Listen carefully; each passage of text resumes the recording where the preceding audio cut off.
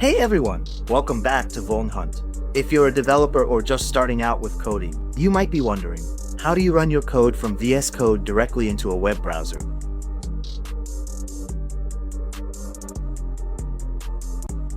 So let's dive in.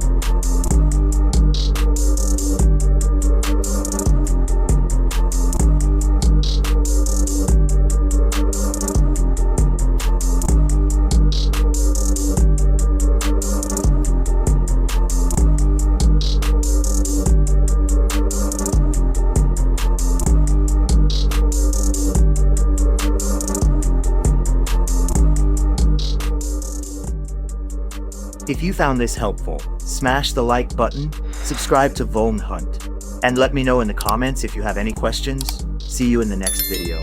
Stay secure, stay coding.